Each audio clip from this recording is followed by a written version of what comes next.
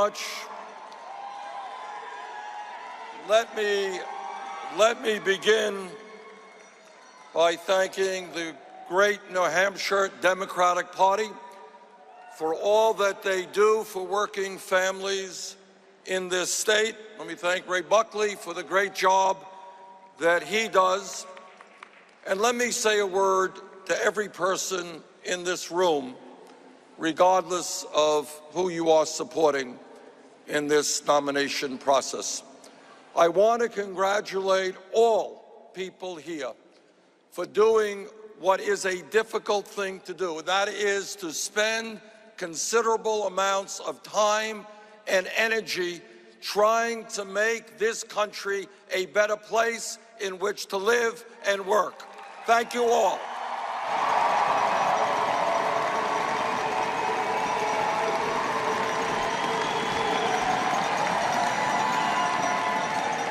And let me also say to every person in this room that on our worst day, we are 100 times better than any of the Republican candidates on their best day.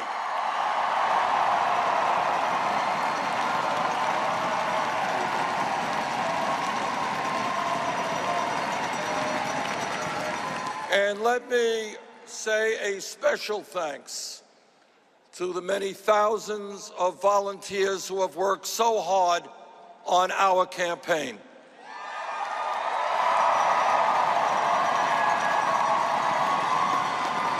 We started this campaign quite far behind. With your help, we have made great progress, and I appreciate all that you have done.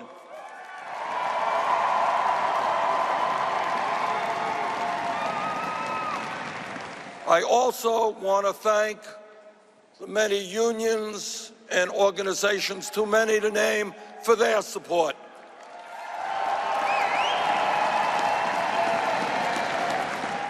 And I mention, among many others, the Communication Workers of America, the United Nurses United, and the American Postal Workers Union,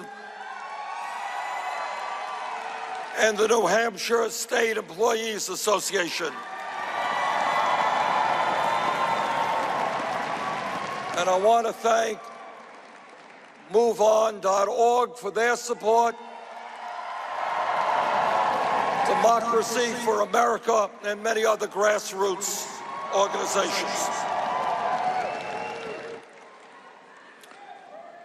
Our campaign has had a great deal of energy and enthusiasm, and I think the reasons are pretty obvious. We are talking about the issues that working families and the middle class are concerned about. We are talking about ending a corrupt campaign finance system.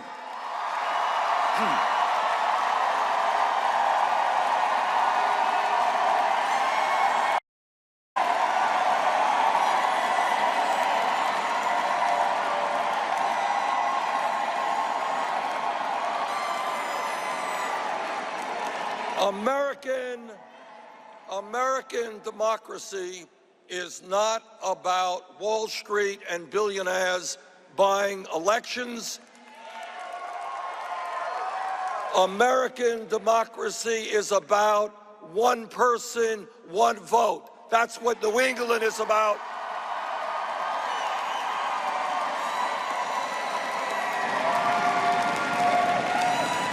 So here is a promise I make to every person in this arena. If elected president, no nominee of mine to the Supreme Court will get that position unless he or she is very clear they will vote to overturn Citizens United.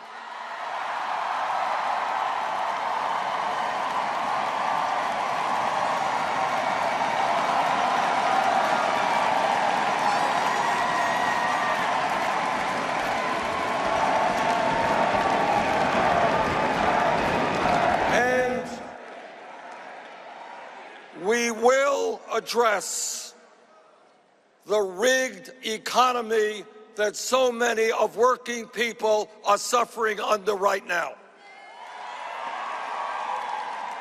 It is not acceptable to me that at the same time as we have the highest rate of childhood poverty of any major country on earth, we also have more income and wealth inequality than any other major country on earth.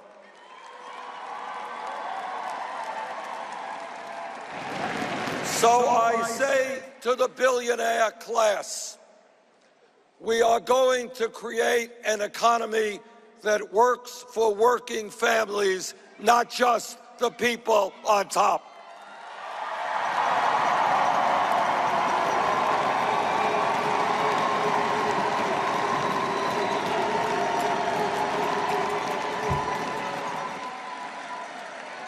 If elected president, we are going to raise the minimum wage to a living wage, $15 an hour.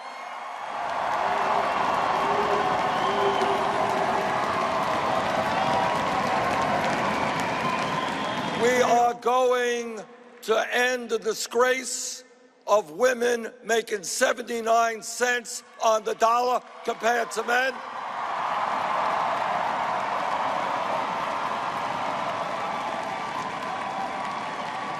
And we will have pay equity for women workers in this country.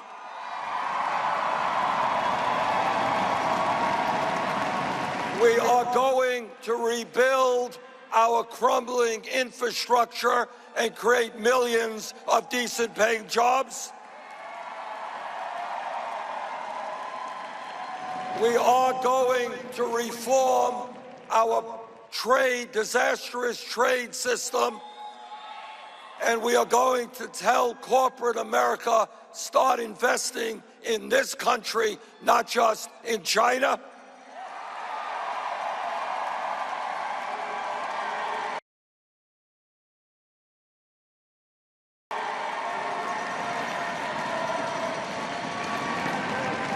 And in the year 2016, we are going to say that public colleges and universities should be tuition-free.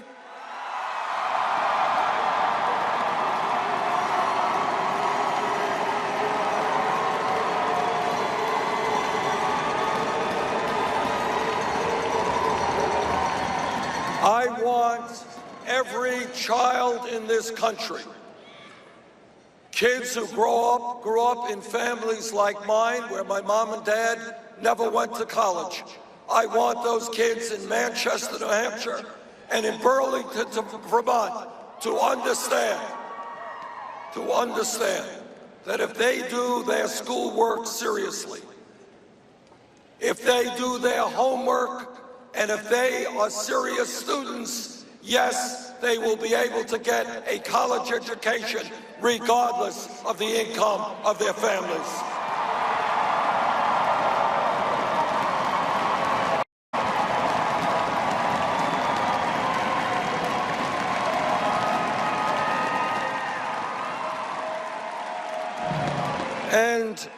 And to all of those people in our country, some young and some not so young, people who are now being crushed by outrageously high levels of student debt, relief is on the way.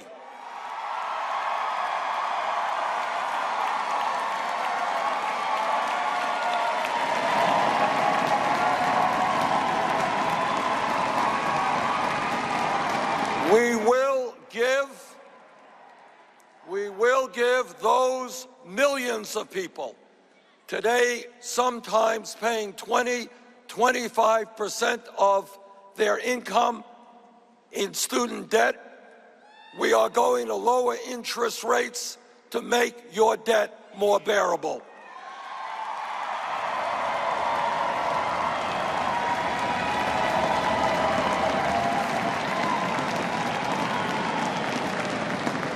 And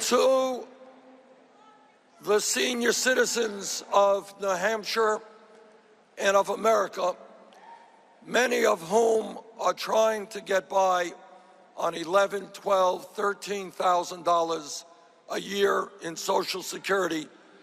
I understand, you understand, that people cannot get by on $11,000, $12,000, $13,000 a year.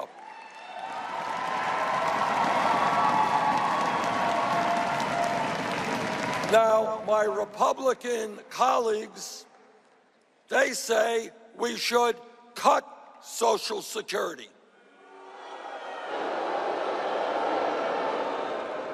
We say we should expand Social Security benefits.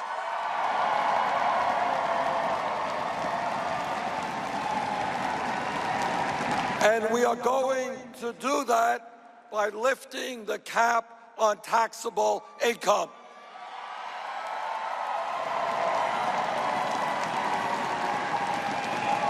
Social Security benefits.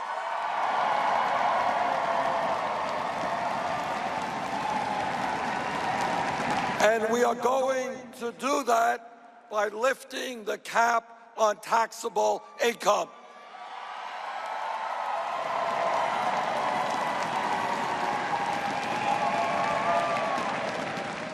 And to the large multinational corporations who continue to believe that it's okay for them to put their billions of dollars in profits in the Cayman Islands and in Bermuda and in other tax havens, we've got news for you.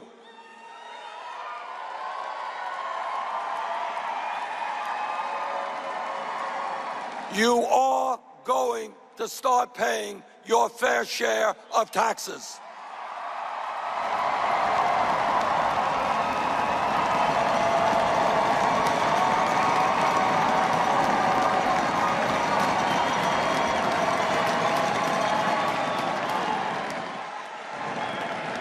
And to the CEOs on Wall Street, the people whose greed and recklessness and illegal behavior drove this economy into the worst recession since the 1930s, who were bailed out by the middle class of this country, who were bailed out because the banks were too big to fail, but today, in many cases, are bigger than when we bailed them out.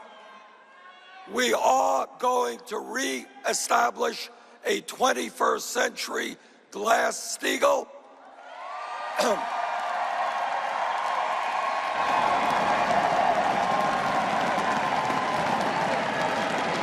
and when 6 major banks have assets of almost 60% of the GDP of this country, yes, we are going to break them up.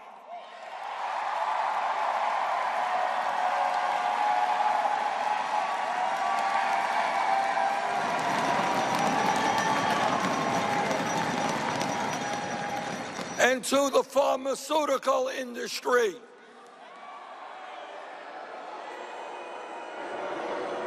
which charges us the highest prices in the world for the medicine we need, who have created a situation in which 1 out of 5 Americans are unable to buy their doctors prescribed, we say to them, your days of raising prices off the charts are over.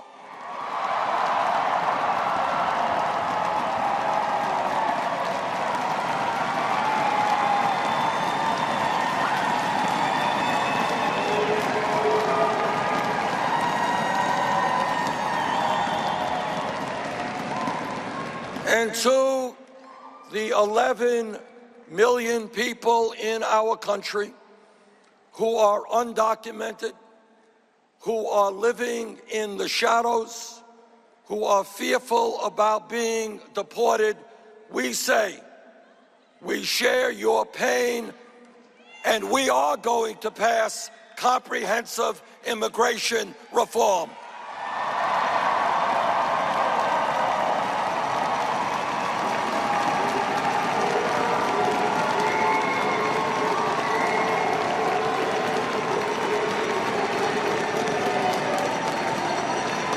And when this country shamefully has more people in jail than any other country on earth, we say there will be real criminal justice reform.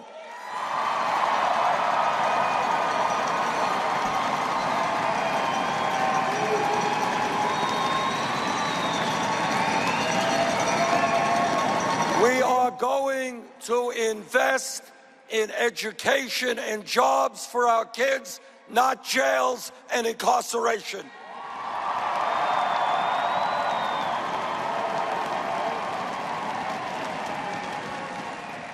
And when we talk about criminal justice reform, we say that we are tired of seeing unarmed people shot down by police.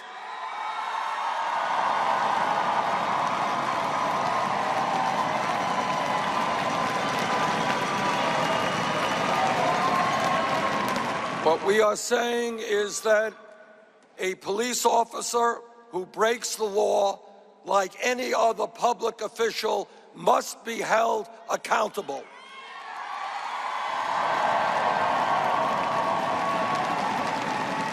That we must demilitarize local police departments.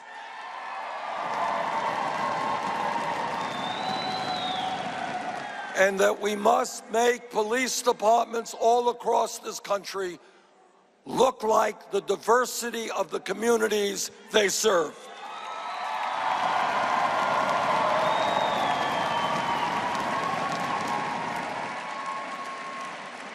Now, I have been criticized because I believe that all of our people in this great country are entitled to health care. So let me be as clear as I can.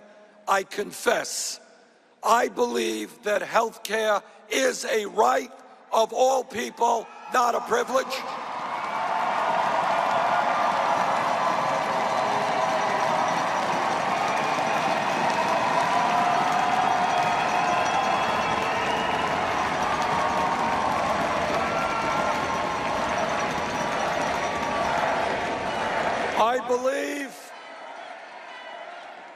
I believe that the Affordable Care Act, which my committee I'm on, helped to write, has done some extraordinarily good things. We should be proud of that. But I believe we can go further, and I believe that we should move toward a Medicare for all single-payer program.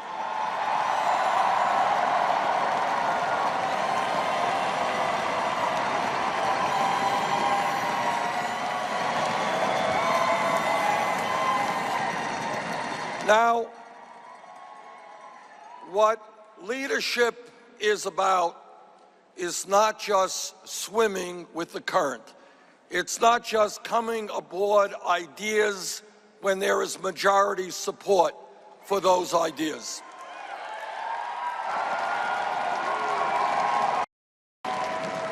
Way back before it was fashionable in the early 1990s, Congressman Bernie Sanders opposed NAFTA and other trade agreements.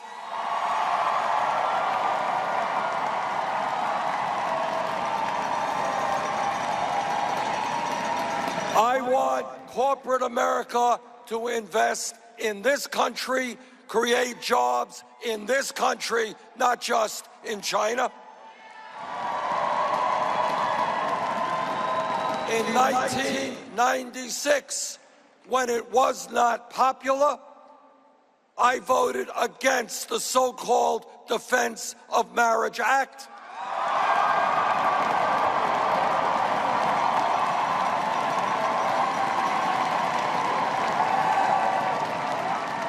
That was not a popular vote at that time, but I believed then, and I believe now, that people have a right to love whoever they want, regardless of their gender.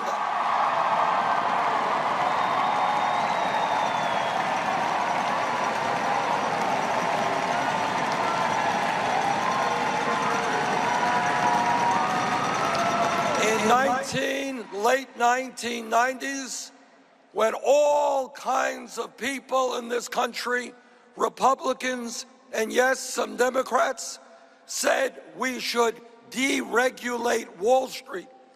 What a great idea it would be if commercial banks and commercial banks and investor banks and insurance companies could merge. I didn't think it was such a good idea. Help lead the opposition to deregulation.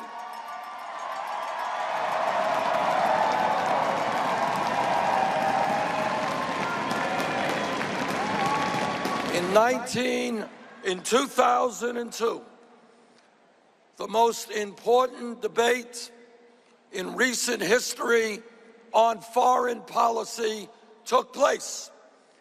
George W. Bush, Dick Cheney, Donald Rumsfeld, they said it was a good idea to invade Iraq. I listened very carefully to what they said. I didn't believe them. I not only voted against that war, I helped lead the opposition to that war.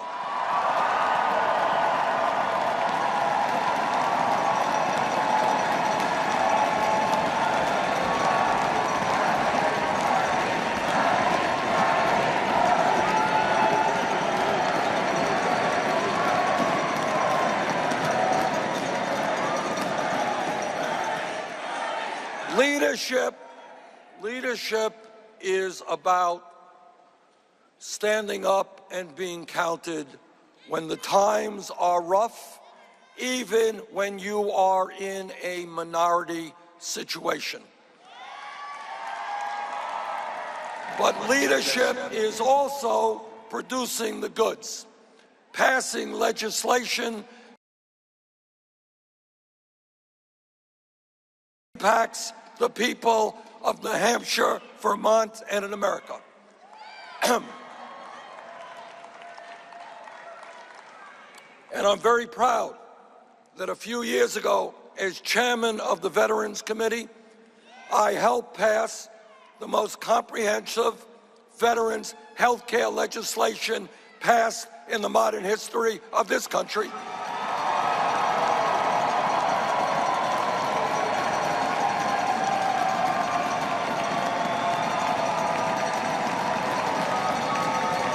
That legislation not only helped millions of veterans all over this country get better access to VA health care, it was of particular benefit to the veterans of the state of New Hampshire.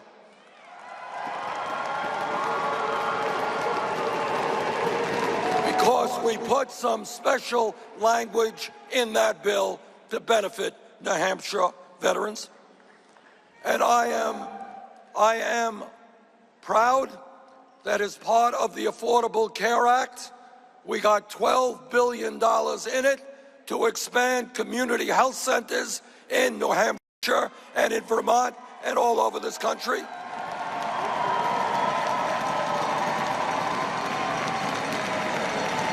I'm proud that we passed one of the most significant pieces of environmental legislation, putting billions of dollars to help communities become more energy efficient and move to sustainable energy.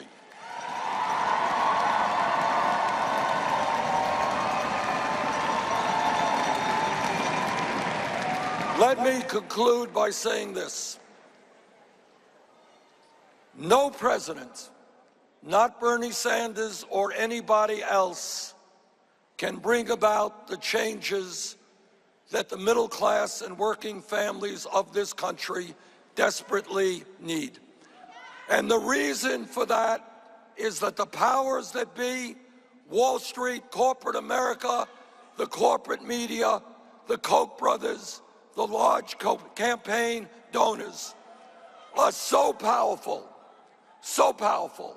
that the only way we create the change that we need is through a political revolution.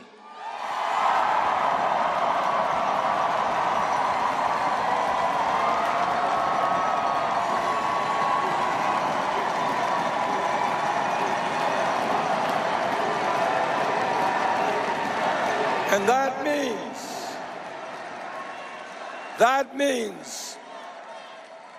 means that millions and millions of people throughout our country, including many who have given up on the political process, many who think their vote, their voice no longer matters, those people have got to re-engage politically, working people, low-income people, young people, and with a loud voice, that's a loud voice.